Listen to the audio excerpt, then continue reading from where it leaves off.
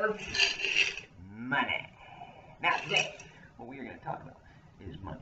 We've talked about monetary policy, we've talked about the Fed, we've talked about the money supply. But we've not talked specifically about what makes our money effective and useful when it comes to buying and selling things. So we got 6 traits over here on my whiteboard tonight, and we're not going to chill out here. We're going on a little field trip in a second. But these are the kind of the 6, 7, 4, however many different people have different numbers of characteristics that kind of make up good, effective money, or characteristics that you need for your money to be useful. And we're going to talk about them. I'm going to read them off to you because, I don't know, why not? Portability, uniformity, acceptability, durability, divisibility, stability, value, or the limited supply of money are all helpful characteristics. Now, my money jar here is fairly portable. This evening, my wife said, go pick up takeout. I said, oh, okay. Stuck my hand in my jar, pulled out a bunch of money, went, got my takeout, brought my food home. Delicious little dinner. Not bad, right? But there are other types of money that may or may not fit these characteristics. So I'm going to have you come on a little field trip here. We're going to my basement floor. Hang on 1 second. Alrighty. Oh, hey, you're over here. Okay.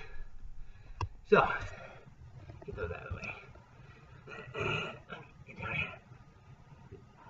You can see, I've got some things here that may or may not look like money. I've got a little money here on my change jar. But if you look over here, I've got this big old weight here. If that were money, it'd be really tricky to take it anywhere. You'd be hard pressed to take it very far. You certainly wouldn't take more than one. That's for sure. It has value, to be certain. It has some sort of value, but it's not particularly portable. Now my rocks here, they're pretty portable. I can pick those up, I can put them in my pocket, but I wouldn't want too many in my pocket. So they have a different problem. They suffer from this problem called uniformity. If I go in here and I pull out 2 quarters, I mean, any 2 quarters are the same. They're worth 25 cents. They'll get me, not much, but they'll all get me 25 cents worth of stuff. But my rocks, well, that one's pretty. How much is that worth? Is that worth a pound of chicken? Well, what about this one? It's a little bit bigger, but not quite as pretty. So can I get a filet mignon with this? I don't know. So there's some problems with uniformity here. Now let's look at these. You may think, oh, this is garbage, Mr. Sun. No. This could be money. It's nacho chips. Nacho chips. You could bring these with you fairly easy. However, one problem with nacho chips, here. This is not money here tonight. This is Mr. Sutton's safety gear. Want to be safe when you do this. And this isn't money either. This is a hammer. Okay? I want you to demonstrate. I'm going to demonstrate a problem with this here money, but not with this here money. Okay? Watch out.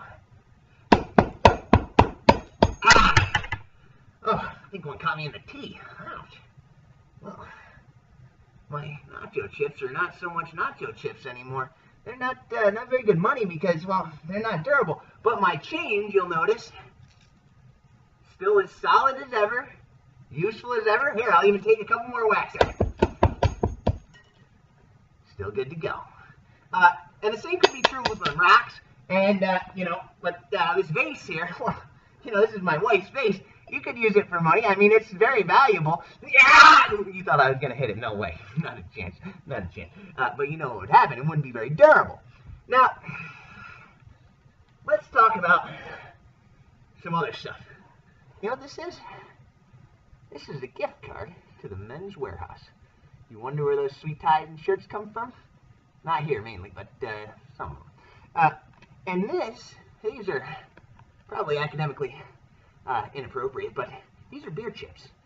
So these are worth something, but only in certain places. I can only go to the Men's Warehouse to use this card. I can only go to a bar in Ithaca, New York to redeem these for a beer, but yet they have value.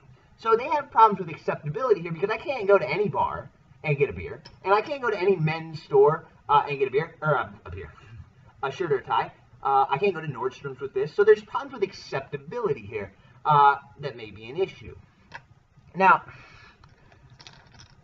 the same would be true about my poker chips. But one of the things that's great about a poker chip has to do with the ability to divide it up. You can have poker chips with all sorts of denominations. 500,000s, $1, $2.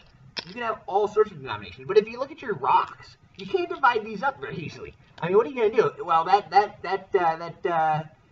glow-in-the-dark Teenage Mutant Ninja Turtle doll, well, that's only worth half a rock. I only have one rock. Well, it's only half a rock. Well, how are you going to pay for it if you only have one rock? It's very difficult to see how that happens. So you can't divvy up the cash that well. But same with our money. You can divide it up. I got all sorts of denominations here. And it works very well. Now, the limited supply thing is kind of important because you have to be able to control the supply of your currency for it to be valuable. Now, I'm going to tell you a little story here. One problem that actually came about at this little casino here, about 10, 15 years ago, a guy named Mike Tyson bit the ear off of Evander Holyfield. And what happened was a freaking riot at the MGM Grand where that boxing match was occurring. People went nuts. And the poker tables, the card tables, all the table games, people were flying through there, knocked all the chips every which way. All of a sudden, these chips were everywhere. And so now the MGM Grand doesn't have an ability to limit people from getting their hands on these things. Because people are rioting, they're everywhere. So they had to change their chips. Which created a little bit of a problem because there were some legitimate gamblers that had legitimate chips that they did not steal from the MGM Grand. But that's a story for another day. Now, I feel like I'm forgetting something.